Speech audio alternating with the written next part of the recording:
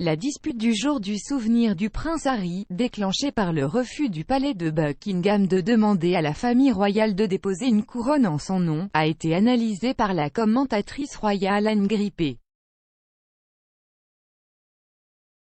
Le palais a annoncé que la reine assistera au service du dimanche du souvenir de cette année au cénotaphe, malgré sa récente crise de santé.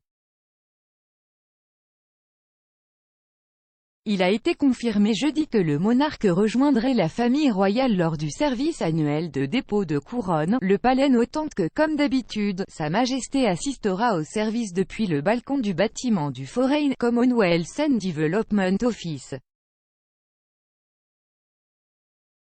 La présence de la reine avait été remise en question après avoir été hospitalisée le mois dernier, pour certaines enquêtes préliminaires, et conseillée par son équipe médicale de se reposer. La monarque est retournée travailler au château de Windsor le lendemain, mais a effectué des tâches légères et de bureau, et a annulé sa participation au sommet sur le climat COP26. Le service du jour du souvenir de l'année dernière a compté un certain nombre d'absents notables, dont le prince Andrew qui a raté le service annuel après s'être retiré de ses fonctions royales.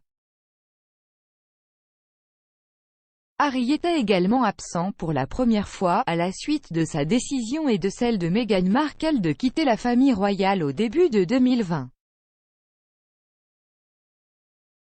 Le duc de Sussex, qui a servi dans l'armée pendant 10 ans, aurait demandé au cabinet de déposer une couronne en son nom lors de la cérémonie, mais la demande a été rejetée par le palais de Buckingham. La décision des courtisans a fait sensation à l'époque et aurait ajouté aux tensions entre la firme et les Sussex. Cependant, les observateurs royaux ont fait valoir à l'époque que les membres de la famille royale ne déposaient jamais de couronne en signe de respect personnel, mais au lieu du respect du public ou d'une organisation. Par exemple, la reine dépose une couronne au nom de la nation plutôt que d'accomplir l'acte comme un geste personnel. Pod Save the Queen est hébergé par Anne Grippé et présente le rédacteur royal du Daily Mirror, Russell Myers.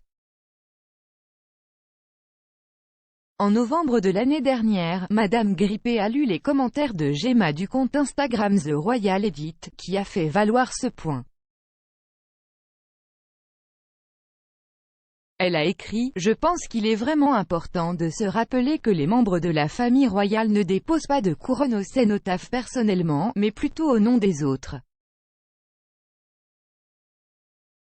Par exemple, Sa Majesté est au nom de la nation, cette année le prince William était au nom de la RAF et celui d'Anne était au nom de la marine.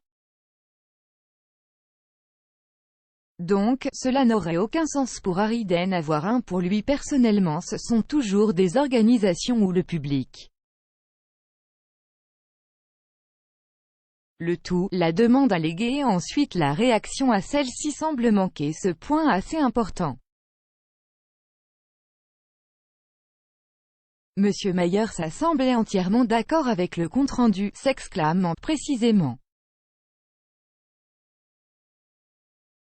Madame Grippé a également affirmé que le cénotaphe est un monument public, donc si Harry voulait lui rendre hommage, il pouvait faire déposer une couronne à tout moment, il n'était pas nécessaire que soit une cérémonie publique.